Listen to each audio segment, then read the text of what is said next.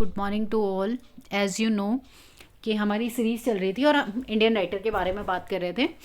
तो आज हम बात करेंगे कमला दास के बारे में। कमला दास का जो टाइम पीरियड है वो है 1934 से 2009 तक। अब अगर हम इनके बारे में बात करते हैं तो बेसिकली इनका जो नाम था वो माधवी कुट्टी था। हो सकता है कि आपको बोर्ड फाइल में या इसमें स्क्रीन पे अभी वो उनका नाम जो ओरिजिनल नेम है वो ना दिखाई दे, लेकिन फिर भी मैं आपको बता रही हूँ। ठीक है, इनका जो जन्म है वो ब्रिटिश इंडिया, क्योंकि इनका टाइम पीरियड 1934 है, तो इनका जो जन्म हुआ था वो मालाबार डिस्ट्रिक्ट में हुआ था, ब्रिटिश इंडिया। जो कि इस समय ये चीज़ ज़रूर याद रखिएगा कि प्रेजेंट डे में उसे किस नाम से जाना जाता है। तो प्रेजेंट डे में जो केरल का थ्रीसर डिस्ट्रिक्ट पड़ता है वो उसे पहले मालाबार डिस्ट्रिक्ट कहा जाता था, और इनका जो जन्म था वो 31 मार्च को 1934 में हुआ था। ठीक है, इनका जो बचपन है वो कलकत्ता में बीता। तो आप देख सकते हैं कि इनका जो बर्थ प्लेस है वो केरला है, जबकि इनका जो चाइल्डहुड टाइम पीरियड है वो कलकत्ता में बीता। कलकत्ता में क्यों बीता? क्योंकि इनके जो फादर थे वो वहाँ पे एक ऑफिसर थे। कौन सी कंपनी में ऑफिसर थे? तो वालफोर्ड ट्रांसपोर्ट कंपनी में। लास्ट ईयर इसमें कमला दास से जो क्वेश्चन बना था तो इनका एक वर्क पूछा गया था केवल, और कुछ नहीं। ठीक है, आगे हम बात करते हैं। तो इनकी जो मदर थी उनका नाम था बालामणि अम्मा। तो बालामणि अम्मा जो थी ये भी अपने टाइम पीरियड में पोइट्री करा करती थी, यानी कि इनका जो बाय बर्थ कह लीजिए या जीन्स में जो था वो पोइट्री करना था। दूसरी चीज़, एक चीज़ याद रखिएगा कि कमला दास जो पोएट है, इन्होंने कोई भी आपकी जो फॉर्मल एजुकेशन होती, जो स्कूल एजुकेशन है वो नहीं ली थी। ये जो लैंग्वेज इन्होंने जो सीखी वो केवल अपने इन्वायरमेंट से और अपनी मदर और फादर के सपोर्ट से इन्होंने जो है वो इंग्लिश को लर्न किया या इंग्लिश में पोइट्री करी।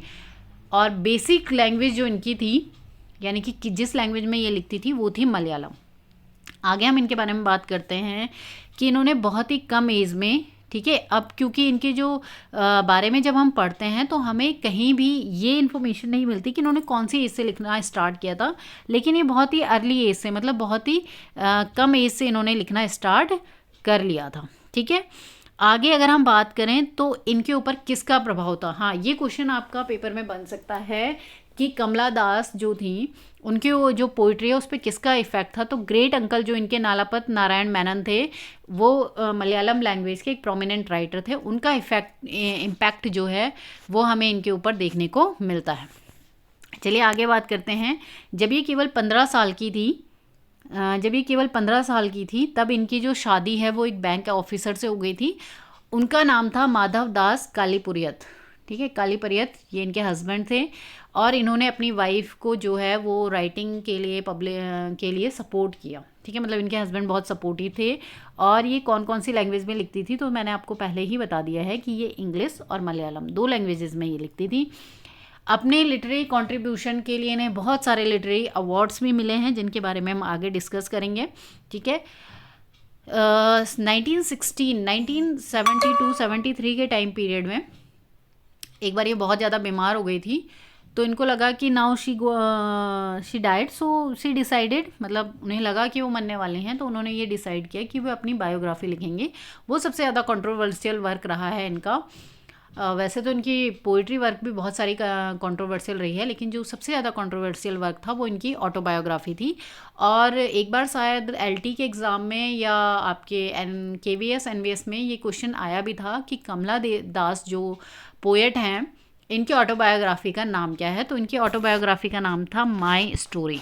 अभी जब हम इनके वर्क्स डिस्कस करेंगे तब हम उसमें देखेंगे कि इनके वर्क्स का क्या नाम था। तो इनका जो ऑटोबायोग्राफी थी जो बहुत ज़्यादा कंट्रोवर्शियल थी उसका नाम था माई स्टोरी। और इन्होंने बेसिकली ये जो थी ये इंग्लिश में नहीं लिखी थी, ये इन्होंने मलयालम लैंग्वेज में ही लिखी थी। बाद में इसे इन्होंने इंग्लिश में ट्रांसलेट किया था। ठीक है, आगे हम बात करते हैं। तो 1960 में आगे हम अगर इनके बारे में बात करते हैं तो 1960 में जब कलकत्ता में आर्टिस्टिक टर्बुलेंस हुआ था, ठीक है, तो उस टाइम पे कमला दास एक बहुत उभरता हुआ नाम वहाँ पे आया। ठीक है, क्यों आया?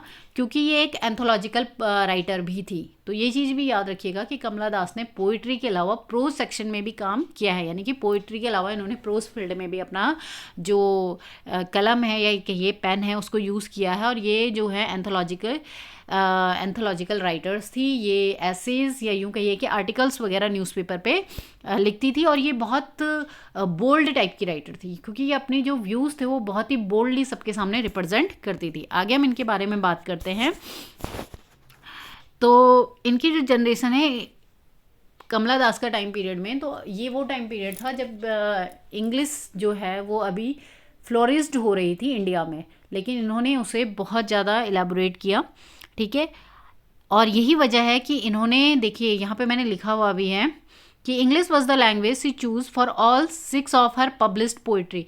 तो अगर क्वेश्चन बनता है कि कमला दास ने टोटल कितने पोइट्री कलेक्शन पब्लिश करे थे, तो याद रखिएगा कि इन्होंने टोटल 6 जो पोइट्री कलेक्शन है वो अपने पब्लिश करिए थे, ठीक है।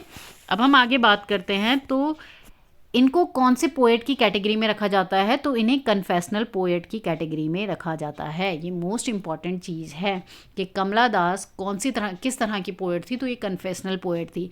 और अगर पूछा जाए कि कन्फेशनल पोएट में और कौन कौन है, तो एक बहुत इंपॉर्टेंट नाम है आपका सिल्विया प्लाथ। आई होप ये चीज़ आपको याद रहेगी।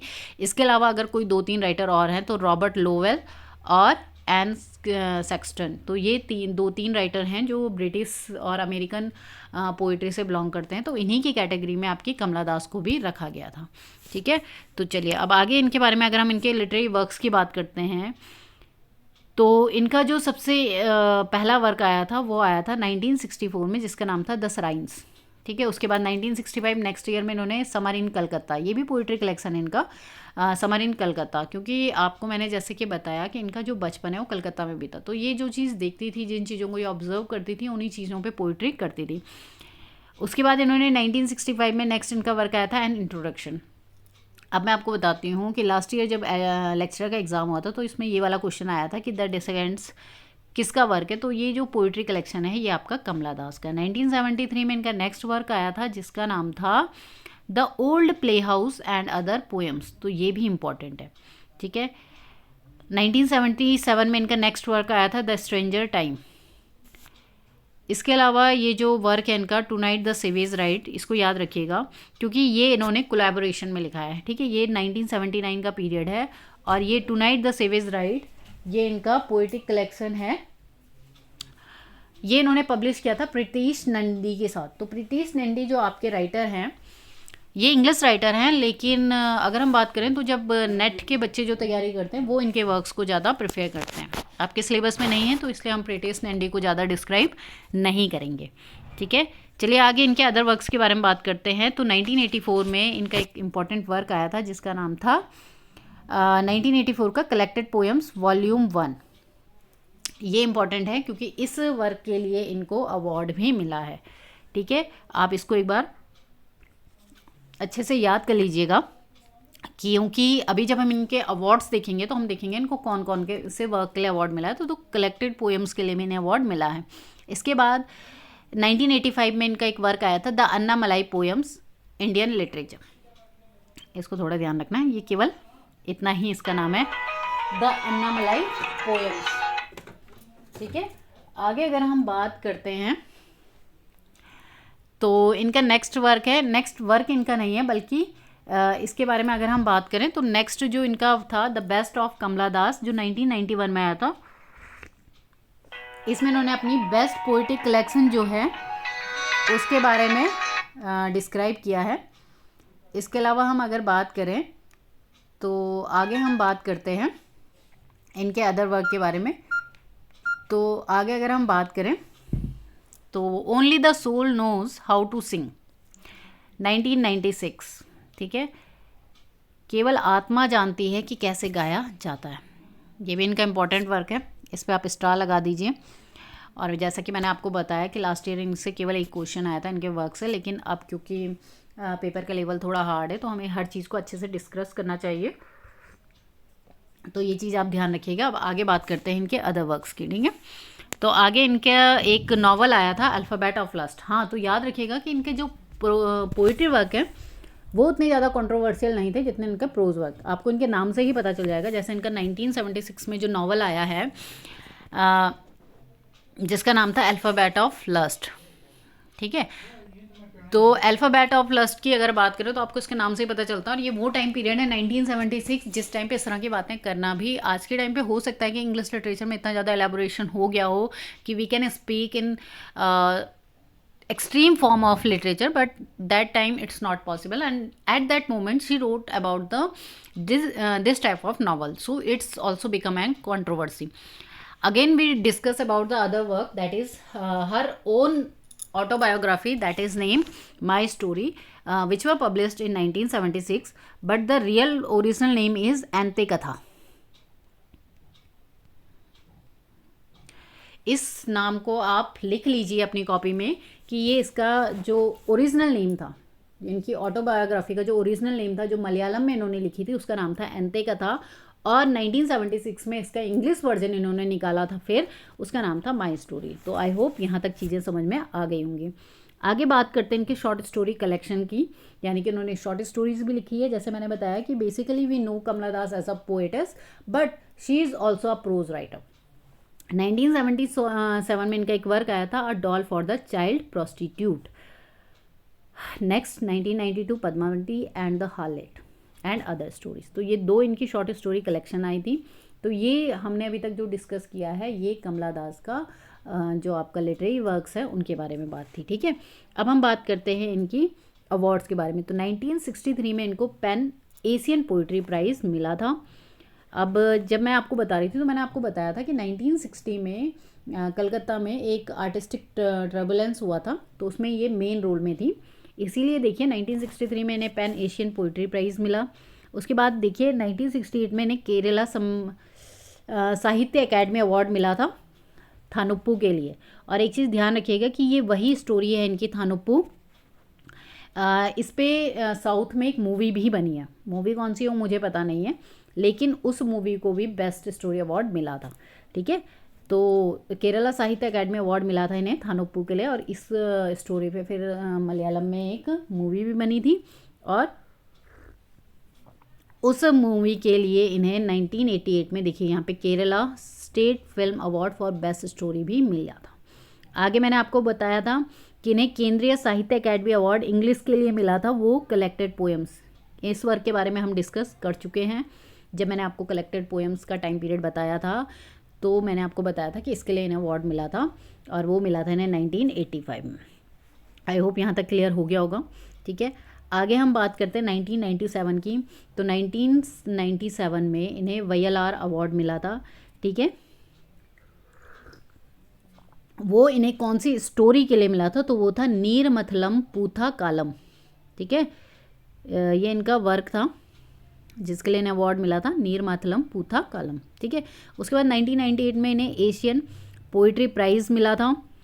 2002 में, ये सबसे ज़्यादा इंपॉर्टेंट है, एजुथाचन अवार्ड, इसको ध्यान रखिएगा आप लोग, क्योंकि ये अवार्ड का नाम तो पहले तो किसी ने सुना नहीं होता, सुना होता तो फिर उसके बारे में बात नहीं होती। उसके बाद 2006 में, हाँ ये याद रखिएगा कि 2006 में इन्हें डी.लिट की उपाधि मिली थी, और साथ में इन्हें मुठातू वर्की अवार्ड मिला था।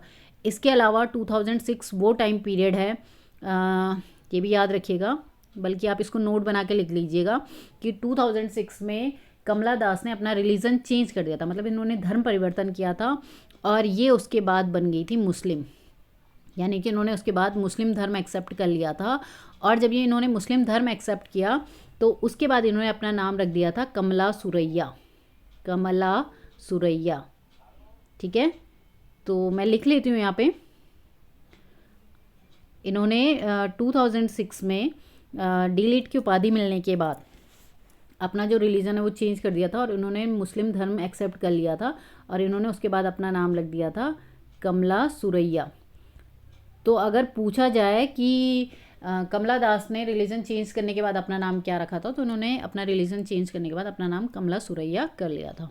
तो आई होप यहाँ तक आपको चीज़ें क्लियर हो गई होंगी। तो आज की क्लास में हमने जिनके बारे में डिस्कस किया वो हैं हमारी कमला दास, और आई होप कि आपको चीज़ें अच्छे से समझ में आ गई होगी। कमला दास के बारे में जो इम्पोर्टेंट है याद रखने वाली चीज़ें, एक इनका समर इन कलकत्ता, ये भी इनका एक इम्पॉर्टेंट वर्क है। इसके अलावा मैंने आपको बताया कि लास्ट ईयर इनके उससे जो आए थे क्वेश्चन जो बने थे वो केवल और केवल इनके वर्क को लेकर था, लेकिन हाँ हो सकता है कि इस बार कहीं से भी क्वेश्चन आ जाए, तो ये चीज़ ध्यान रखिएगा। और दूसरा चीज़, इनका ओरिजिनल नेम जो था वो था माधवी कुट्टी, ठीक है। तो 2-3 नाम आपको इनके याद रखना है, एक माधवी कुट्टी याद रखना है, एक इनका जो इन्होंने रिलीजन चेंज करने के बाद नाम रखा था वो नाम था इनका कमला सुरैया, ठीक है। इसके अलावा 1997 में ही इनका एक और वर्क आया था, एक और पोएम आई थी। उस पोएम के बारे में यहाँ पे मुझे नहीं दिख रहा है, लेकिन मैं आपको बता देती हूँ। उस पोएम का नाम था माई मदर एट 66। 1997 में या 1999 में वो पोएम आई थी, तो माई मदर एट 66। और उस पोएम में इन्होंने एक तरह से मदर और डॉटर के रिलेशन को डिस्क्राइब किया है। और ये जो मदर एंड डॉटर का रिलेशन है उसमें how much a daughter care about her mother and how much she worried about the health of her mother, तो उसी चीज़ को लेके उसमें इन्होंने डिस्क्राइब किया है। तो आई होप कि आज की क्लास में आपको चीज़ें समझ में आ गई होंगी। तो आज की क्लास में इतना ही। कल हम जिनके बारे में डिस्कस करेंगे वो है हमारे ए.के. रामानुजन। ए.के. रामानुजन जो हैं वो एक लिंग्विस्टिक राइटर हैं, और उनकी लाइफ में क्या क्या उन्होंने अचीवमेंट हासिल किए हैं उन सब के बारे में हम डिस्कस करेंगे। तब तक के लिए take care and bye bye.